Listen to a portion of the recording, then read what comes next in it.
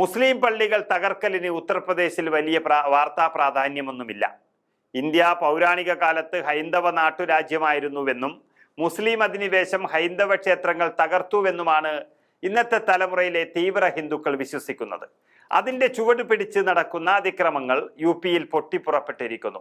ന്യൂനപക്ഷങ്ങൾക്ക് നേരെ ആക്രമണം കടുപ്പിക്കുമ്പോൾ അതിന് കുടപിടിക്കാൻ യു.പിയിലെ BJP സർക്കാരും മുഖ്യമന്ത്രി യോഗി ആദിത്യനാഥുമുണ്ട്. എല്ലാത്തിനും അപ്പുറം നീതിന്യായ സംവിധാനങ്ങളും ഈ അനീതിക്ക് കുടപിടിക്കുമ്പോൾ ഇന്ത്യയുടെ മതേതരത്വം എന്നൊരാശയമാണ് അവിടെ തകർന്നടിയുന്നത്. മുസ്ലിം പള്ളികൾ യു.പിയിൽ ഒന്നൊഴിയാതെ തകർത്തുകൊണ്ടിരിക്കുകയാണ്. ഏറ്റവും ഒടുവിലായി 185 വർഷം പഴക്കമുള്ള ഉത്തർപ്രദേശിലെ ഫത്തേപൂരിൽ സ്ഥിതി ചെയ്യുന്ന നൂറി മസ്ജിദാണ് അനധികൃത നിർമ്മാണമെന്നാരോപിച്ച് യു.പി സർക്കാർ പൊളിച്ചു നീക്കിയത്. മസ്ജിദ് പൊളിക്കാനുള്ള നീക്കത്തെ ചോദ്യം ചെയ്തുകൊണ്ട് മസ്ജിദ് പരിപാലകർ സമർപ്പിച്ച ഹർജി അലഹാബാദ് ഹൈക്കോടതി പരിഗണിക്കാനിരിക്കെയാണ് സർക്കാരിന്റെ നാടകീയ നീക്കം നടന്നത്. എന്നാൽ നിയമപരമായ നടപടിക്രമങ്ങൾ പാലിച്ചാണ് പള്ളിയുടെ ഭാഗങ്ങൾ പൊളിച്ചു നീക്കിയതെന്നും മസ്ജിദ് പരിപാലകർക്ക് മുൻകൂർ നോട്ടീസ് നൽകിയിരുന്നുവെന്നും സർക്കാർ അറിയിക്കുന്നുണ്ട്.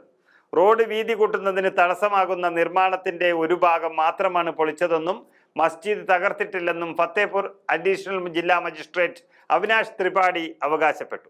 പൊതുമരാമത്ത് വകുപ്പിന്റെ നോട്ടീസ് ലഭിച്ചതിനെ തുടർന്ന് മസ്ജിദ് പരിപാലകർ പള്ളിയുടെ സമീപത്തുള്ള കുറച്ച് കടകൾ നീക്കം ചെയ്തിരുന്നുവെന്നും റോഡിന്റെ അലൈൻമെന്റിന് കുറുകെ വരുന്ന അനധികൃത നിർമ്മാണങ്ങൾ നീക്കം ചെയ്യണമെന്നാവശ്യപ്പെട്ട് 139 പേർക്ക് നോട്ടീസ് അയച്ചിരുന്നുവെന്നും അവിനാഷ് ത്രിപാഠി പറയുന്നു.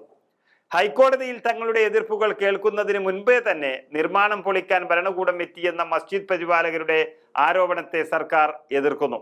റോഡിന്റെ വീതി കൂട്ടുന്നതിന് തടസ്സമായ കടകളും വീടുകളുമെല്ലാം പൊളിച്ചു മാറ്റുന്നതിന് സെപ്റ്റംബറിൽ ഒരു ശ്രമം നടത്തിയിരുന്നുവെന്നും ജില്ലാ ഭരണകൂടം അവർക്ക് മതിയായ സമയം നൽകിയിരുന്നുവെന്നും അവിനാഷ് ത്രിപാഠി വ്യക്തമാക്കുന്നു. നോട്ടീസ് നൽകിയതിനു ശേഷം PWD ഉദ്യോഗസ്ഥർ പള്ളിയുടെ ഭാരവാഹികളുമായി നിരന്തരം ബന്ധപ്പെട്ടു. തുടക്കം മുതൽ അവർക്ക് ഇക്കാര്യത്തെക്കുറിച്ച് പൂർണ്ണമായ അറിവുണ്ടായിരുന്നു. മസ്ജിദിന്റെ ചരിത്രപരമായ ഉപഗ്രഹ ചിത്രങ്ങളുടെ വിശകലനത്തിൽ കഴിഞ്ഞ 2-3 വർഷത്തിനുള്ളിൽ അധിക നിർമ്മാണത്തെ തുടർന്ന് റോഡ് കയ്യേറിയതായി തെളിഞ്ഞതായും സർക്കാർ അധികൃതർ പറയുന്നു. കനത്ത പോലീസ് സേനയെ വിന്യസിച്ചാണ് പള്ളിയുടെ ഭാഗങ്ങൾ പൊളിച്ചത് എന്ന് അഡീഷണൽ പോലീസ് സൂപ്രണ്ടും വ്യക്തമാക്കി. 5 സർക്കിൾ ഓഫീസർമാർ, 10 സ്റ്റേഷൻ ഹൗസ് ഓഫീസർമാർ, 200 കോൺസ്റ്റബിൾമാർ, അതുപോലെ പ്രൊവിഡൻഷ്യൽ ആർമിഡ് കോൺസ്റ്റബിളുകളുടെ ഒരു കമ്പനി, കലാപവിരുദ്ധ ദ്രുതകർമ്മ സേനയുടെ ഒരു പ്ലാറ്റൂൺ എന്നിവരെ വിന്യസിച്ചിരുന്നതായും വ്യക്തമാക്കുന്നുണ്ട്. എന്തായാലും പള്ളി പൊളിച്ചത് വലിയൊരു ഞെട്ടലാണ്. സംഭവത്തിൽ യു.പി സർക്കാരിനെ വിമർശിച്ചുകൊണ്ട് കോൺഗ്രസും രംഗത്തെത്തി. മുഖ്യമന്ത്രി യോഗി ആദിത്യനാഥിന്റെ നേതൃത്വത്തിലുള്ള സർക്കാർ മുസ്ലിങ്ങളെ തിരഞ്ഞു പിടിച്ച് ലക്ഷ്യമിടുന്നുവെന്ന് കോൺഗ്രസ് തുറന്നടിക്കുകയും ചെയ്തു. 180 വർഷം പഴക്കമുള്ള ഒരു നിർമ്മാണമാണെങ്കിൽ അവയെ സംരക്ഷിക്കാനുള്ള സംവിധാനമാണ് ഉണ്ടാകേണ്ടത്. ഒരു പ്രത്യേക സമൂഹത്തെ അപമാനിക്കാൻ ലക്ഷ്യമിടുമ്പോൾ ഇത്തരം സംഭവങ്ങൾ ഉണ്ടാകുന്നുവെന്നും ഭരണകൂട സംവിധാനങ്ങൾ മുസ്ലിം സമുദായത്തിനൊപ്പമല്ല എന്നാണ് ഇത്തരം പ്രവർത്തനത്തിലൂടെ വ്യക്തമാക്കുന്നതെന്നും കോൺഗ്രസ് ആഞ്ഞടിച്ചു. വിഷയത്തിൽ വലിയ പ്രക്ഷോഭങ്ങൾക്കും കോൺഗ്രസും സമാജ്വാദി പാർട്ടിയും ഒരുങ്ങുകയാണ്.